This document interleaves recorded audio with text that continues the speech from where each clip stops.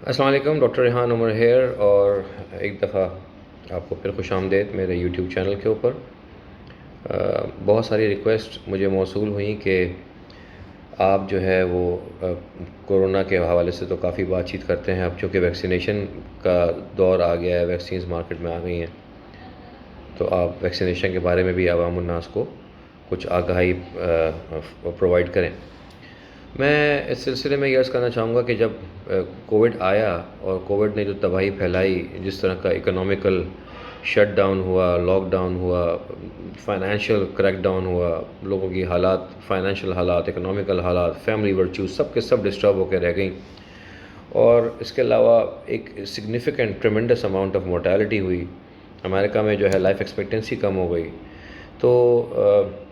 سب یہ دعا کرنا شروع ہو گئے کہ یا اللہ کب ویکسین آئے گی اور کب ہم جو ہے وہ اس بیماری سے چھٹکارا حاصل کر سکیں گے، تو سب لوگوں نے دعائیں مانگنا شروع کر دیں۔ دی آئرنی از کہ جب ویکسین آئی تو اس کے ساتھ پھر انفارچونیٹلی ساری میتھس اور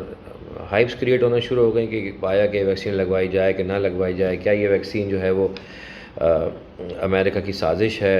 یہ چپ امپلانٹ کر رہے ہیں لوگوں کے اندر تاکہ لوگ جو ہیں وہ انڈر کانسٹنٹ سرویلنس رہیں، جب چاہا بندے کو مار دیا۔ کچھ لوگوں نے کہا کہ اس ویکسین سے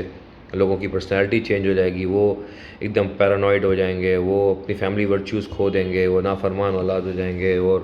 ایک دم اینٹی سوشل ہو جائیں گے۔ کچھ لوگوں نے یہاں تک کہا کہ جناب اس ویکسین کو لگانے کے بعد جو ہے وہ آپ کو بہت زیادہ پرابلمز آئیں گی۔ ایک صاحب نے کل مجھ سے ایک سوال کیا کہ اگر آپ کو انفیکشن ہو چکا ہے کورونا کا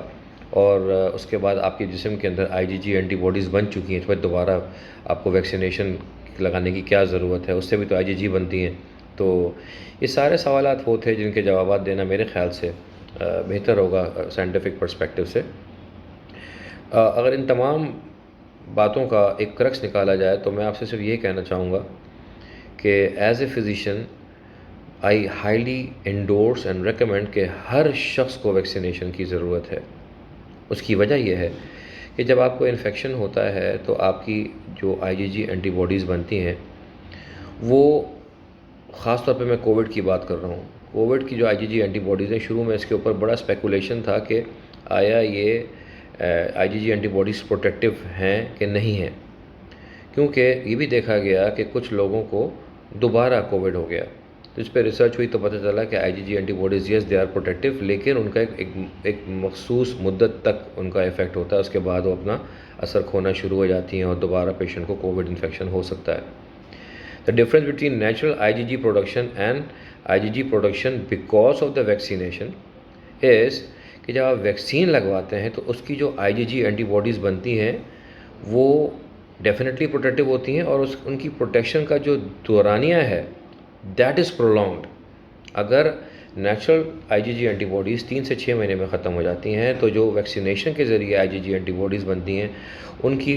جو باڈی کے اندر پرسسٹنس ہے اور ان کا جو دورانیہ ہے وہ پرولونگڈ ہوتا ہے۔ اسی وجہ سے ہم یہ نہیں کہتے کہ ہم زندگی میں ایک ہی دفعہ ویکسین لگوائیں گے۔ آئی تھنک جس طرح کے حالات چل رہے ہیں، کورونا نے ختم تو ہونا نہیں ہے، اس سے رہنا ہے یہاں پر، تو ہمیں سالانہ یا 2 سال میں 3 سال میں، God knows I don't know at this point, we don't have any clinical evidence اور ڈیٹا وچ سجیسٹ کہ ہمیں کتنے عرصے کے بعد دوبارہ ویکسین لگوانی پڑے گی، لیکن جب دورانیہ پرولونگ ہوگا اور ایک ڈیفینیٹ اماؤنٹ آف ہمیں پرسنٹیج پتہ ہوگی کہ اتنی % چانسز ہیں ایفیکیسی کے، تو ہم زیادہ عرصے تک اپنے آپ کو پروٹیکٹ کر سکیں گے۔ تو پہلی بات تو یہ ہے کہ ویکسینیشن لگانا بہت ضروری ہے۔ اب ہر شخص کو ویکسین لگوا لینی چاہیے، اس لیے کن اشخاص کو لگوا لینی چاہیے اس پہ بات کرنا اتنا امپورٹنٹ نہیں ہے، بس امپورٹنٹ یہ ہے کہ کن کو ویکسین نہیں لگانی چاہیے۔ تو پہلی بات، جن کو میلیگننسیز ہیں، جن کی قوت مدافعت کم ہے، ان لوگوں کو یہ ویکسین لگوانے سے پہلے اپنے ڈاکٹر سے مشورہ کر لینا چاہیے۔ ایسے لوگ جو امیونو سپریسو تھراپیز لے رہے ہیں، جن کی قوت مدافعت دوائیوں کی وجہ سے کم ہوئی ہے، ان لوگوں کو ویکسین لگوانے سے پہلے اپنے ڈاکٹر سے رجوع کرنا چاہیے، ہو سکتا ہے ان لوگوں کو ویکسین نہ لگوانی پڑے۔ اپارٹ فرام دیٹ، جو majority of the people living on this plant, ان سب کو ویکسینیشن لگوانے کی ضرورت ہے،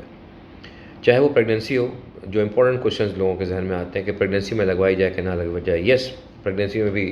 پریگننٹ عورتیں جو ہوتی ہیں، خواتین، وہ زیادہ ایٹ رسک ہوتی ہیں because of their fetuses because of their hyper coag state جو پریگننسی کے اندر ہوتی ہے، تو ان کے اندر ویکسینیشن کووڈ کی لگوانے میں کوئی مذائقہ نہیں، وہ بھی لگوا سکتی ہیں۔ ہاں، پہلے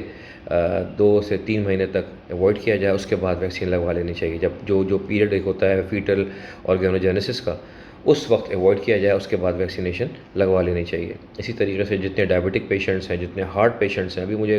کل میرے پاس ایک پیشنٹ آیا، مجھ سے کہہ رہا ہے کہ میرے والد صاحب کو جو ہے ابھی 3 مہینے پہلے 2 اسٹینٹ ڈلے، ان کی اینجیوپلاسٹی ہوئی، کیا وہ ویکسین لگوا سکتے ہیں؟ بالکل لگوا سکتے ہیں، because these are the high risk patients, کیونکہ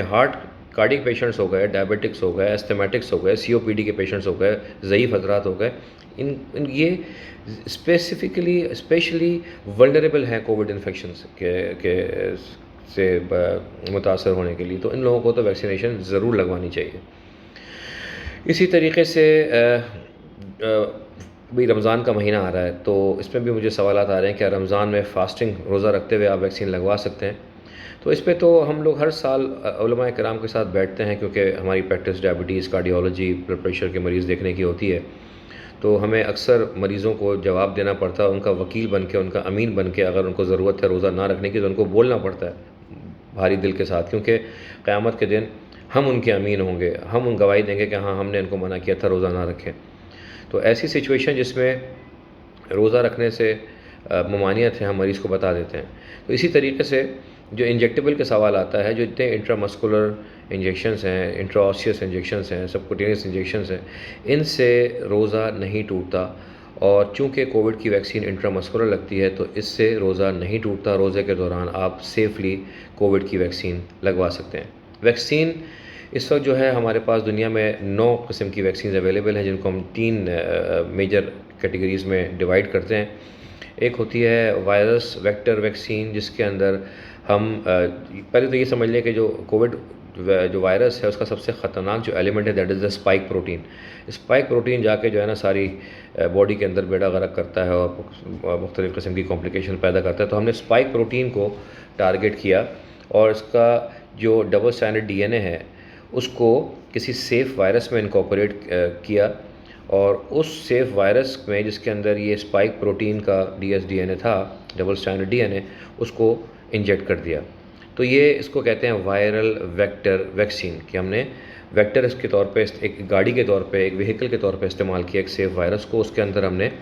جو اسپائک پروٹین ہے اس کا DNA ڈالا، اور اس کو ہم نے انجیکٹ کیا باڈی کے اندر۔ وہ باڈی کے اندر جا کے امیون رسپانس پیدا کرتا ہے، اور اس کے ذریعے IgG اینٹی باڈیز پیدا ہوتی ہیں۔ تو اس کو ہم کہتے ہیں viral vector vaccine.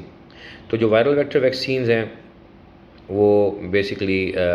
Johnson and Johnson company نے لانچ کی، اس کے علاوہ اسپٹنک وی جو رشین ویکسین ہے، جو آکسفورڈ اور آسٹرازینیکا ہے، ان کی جو ویکسینز آئی ہیں کووڈ کے خلاف، وہ وائرل ویکٹر ویکسینز ہیں۔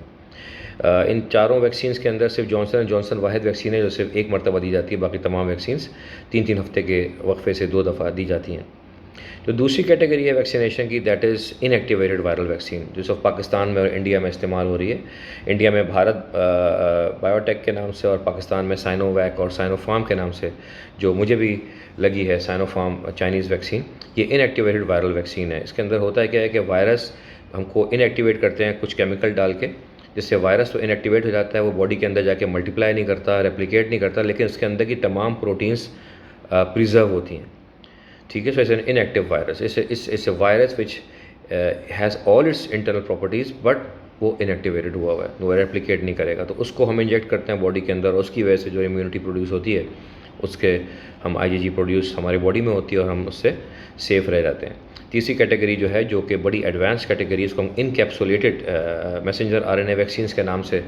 جانتے ہیں۔ اس کے اندر ہم جو ہے وہ اسپائک پروٹین کا جو میسنجر RNA ہے اس کو لپڈ نینو پارٹیکلس کے اندر اسٹور کرتے ہیں، مطلب it's just like a gel, soup ہوتا ہے، سوپ کے اندر، soup is compose of lipid particles, nano particles, اس کے اندر ہم جو ہے اسپائک پروٹین کی میسنجر RNA ہوتے ہیں، اس کو ہم انجیکٹ کرتے ہیں، وہاں سے ایبزارب ہوتا ہے، ڈیزالو ہوتا ہے لپڈ جو جیل، اور اس کے بعد جو اسپائک پروٹین کے خلاف جو باڈی کے اندر IgG پازیٹیو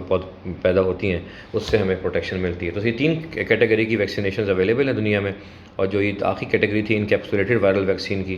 میسنجر RNA کی، اس کے اندر جو ہے وہ فائزر اور ماڈرنا کی ویکسین اویلیبل ہیں۔ چونکہ یہ سب سے زیادہ ریسنٹ ایڈوانس ہے ویکسینیشن کے اندر، تو جو جتنی زیادہ کمپلیکس چیزیں ہوتی ہیں اس کے اندر ڈفرینٹ ایڈورس افیکٹس کے چانسز بھی زیادہ ہوتے ہیں. اسی وجہ سے فائزر اور موڈرنا کے اندر کمپیریٹیولی باقی ویکسین کے مقابلے میں تھوڑے زیادہ ایڈورس افیکٹس ہیں. But that does not mean کہ آپ کو یہ ویکسین نہیں لگوانی چاہیے. امریکہ میں تو یہی ویکسینز لگی ہیں. جتنی بھی ویکسینز ہیں, اب سوال یہ پیدا ہوتا ہے, ایک اور آتا ہے ذہن میں کہ ہم فائزر کی ویکسین کیوں نہ پاکستان میں بیٹھے ہوئے لگائیں. تو اس کا اسٹوریج کا بڑا ایشو ہے, کولڈ اسٹوریج کا. 6 مہینے سے زیادہ اگر آپ نے رکھنا ہے وائرس یہ فائزر کی ویکسین کو یا موڈرنا کی ویکسین کو, تو آپ نے -70 ڈگری سینٹی گریڈ پہ اس کو اسٹور کرنا پڑے گا, ورنہ کولڈ چین بریک ہو جائے گی اور ویکسین اپنی ایفیکیسی کھو دے گی.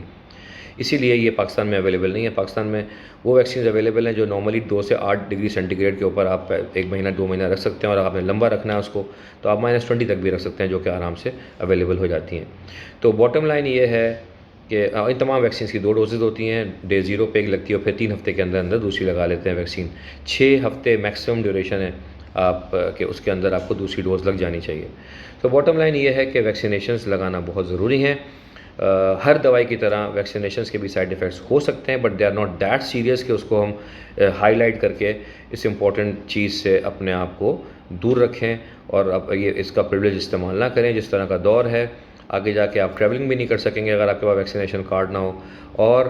اگر آپ نے اپنے ملک سے, اس دنیا سے کووڈ کو ہٹانا ہے تو ہمیں پیریوڈیکلی یہ ویکسینیشنز لگوانی پڑیں گی. اگر آپ کے ذہن میں کوئی اور سوال ہو کسی قسم کا, تو آپ مجھ سے میرے یوٹیوب پیج پہ یا فیس بک پیج پہ رابطہ کر سکتے ہیں. I will be glad to give you reply as soon as I get the question. Thank you very much. Doctor Rehan Umar کی طرف سے. اللہ حافظ.